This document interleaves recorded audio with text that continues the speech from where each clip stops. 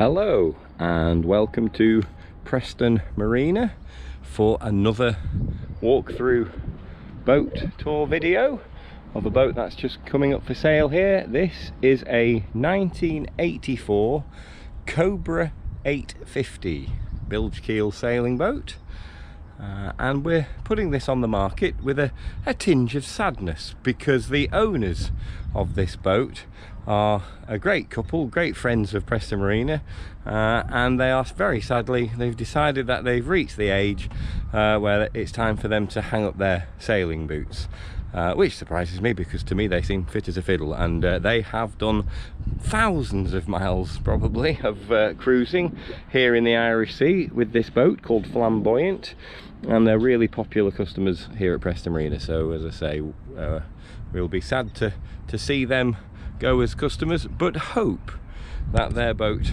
will be taken on by somebody looking for a simple, tidy but capable seagoing sailing boat. Not too big, 8.5 meters, so nice and easy to handle and manage, but very, as we'll see when we step aboard, spacious.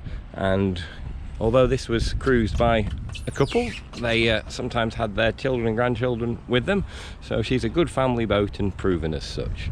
So now what I can tell you, the boat is 1984, but I think it was 2017 or thereabouts, 2017, let's say. I think that's right, 2017-18.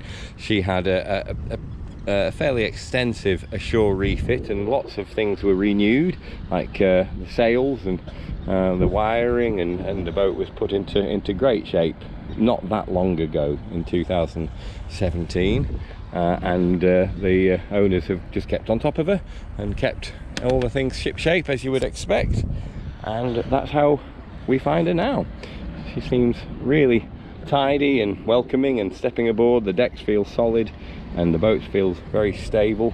This is a bilge keel boat, a twin keel boat, which for this part of the world, this coastline where we have a big tidal range, the option to dry out, for the boat to sit upright if the tide goes out and sit on the sand, is a very useful feature.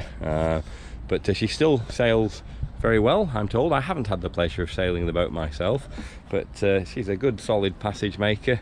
And the favourite passage for this boat, which she has done many times, is over to the Isle of Man, which is a good sort of 12-hour sail from Preston, out of Preston at high tide and into Douglas, Isle of Man on the next high tide. But she does that trip easily and regularly and comfortably, and she's proven at that. So just to say, I hope I'm not moving too fast, you all, but just a quick spin around the cockpit. Tiller steering. I say the cockpit very spacious, even though she has been sailed by a couple. She has got room and space for if you've got crew aboard. That lazarette nice and organised. You've got a spare fuel can, bits for the dinghy. I don't know if you noticed up on deck, the dinghy is in its bag, in its valise. Just go back up. So yes, let's just quickly go back up on deck again. There you can see the dinghy is stowed in that green bag.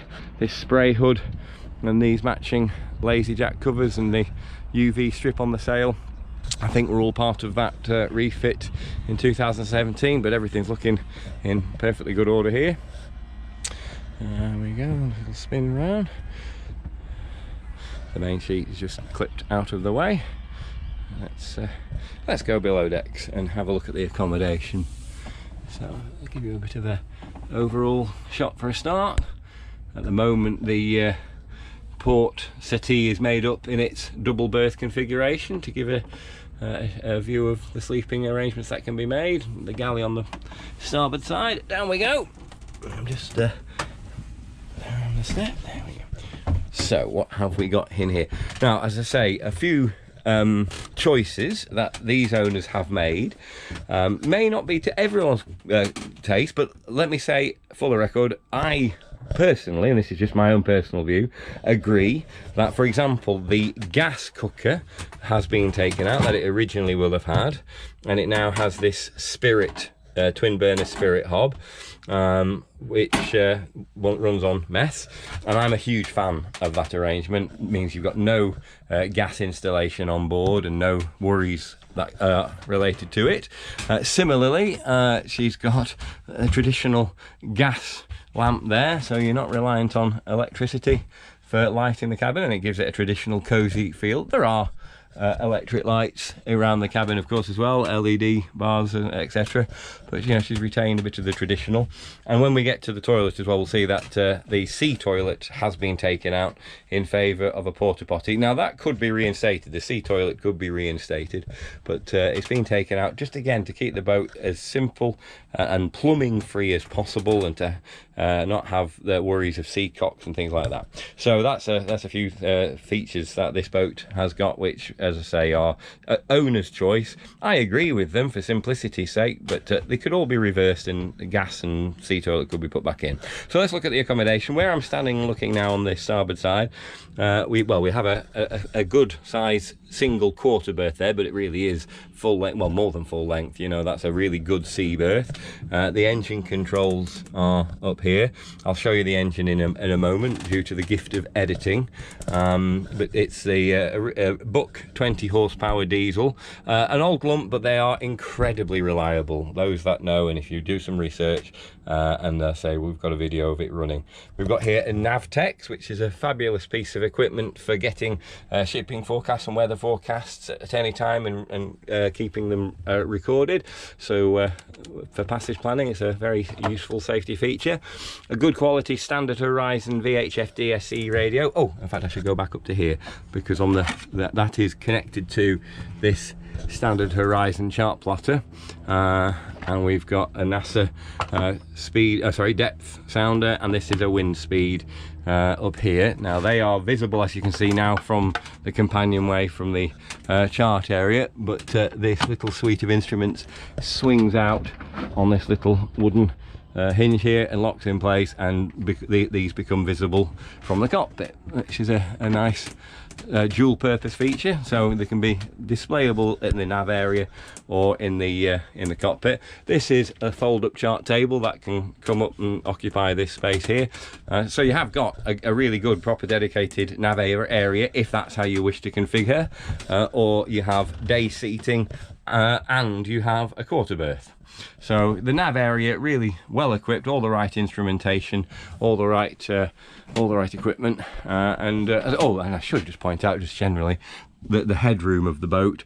I'm about roughly, well, not quite 6 feet tall, but I've got a good 2 inches of headroom above me. So I reckon we've got about 6 feet to thereabouts headroom in the saloon. I'm just showing you the roof linings are all clean and tidy and secure, and nothing sagging or dangling. So that's the sort of general vibe of this boat. She is of her era, 1980s, but everything is sound and in place and dry and snug and cozy.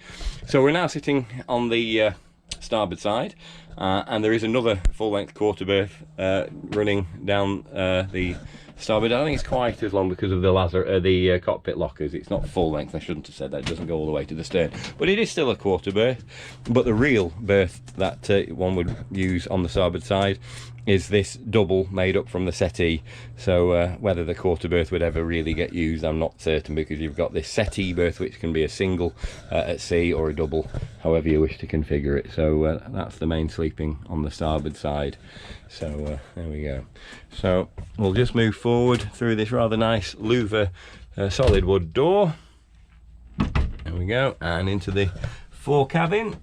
And you can see again, got plenty of light coming through that fore hatch, and a nice V berth, which has currently got the infill to make a double berth.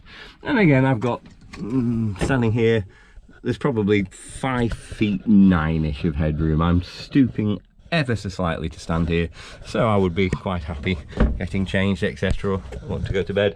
There is a good size hanging locker here on the port side, and then opposite on the starboard side, a really good sized heads compartment.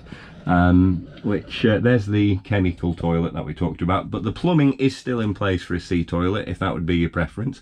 But they say this owner just chooses the simplicity of a chemi loo, and I get that. You know, there's a lot to be said for it. A good sized wash basin. Another simplicity decision was all of the fresh water is manually pumped, no electric freshwater pumps. That's also true back here in the galley. Just less to go wrong is the principle, and there's nothing wrong with that in my mind. It's again, if anything were to require maintenance on the freshwater system, it really couldn't be easier. These taps are very easy to service and very ubiquitous, and again, without the extra component of an electric freshwater pump, it's just made life, in my view, a lot simpler. So again, I agree with this owner's concept of less is more, keeping it simple, and just having what you do need. Everything that you do need is there, but everything that you don't need isn't. And as I say, simple is sometimes best. So this is a Cobra 850 for sale now here at Preston Marina. Well worth, I think, a view. If you want to get in touch with us to make an appointment, if you're looking for it's a great first boat or family boat, or just those that want something simple and sound, here she is. Come and have a look. Thank you for watching. Okay, start her up. The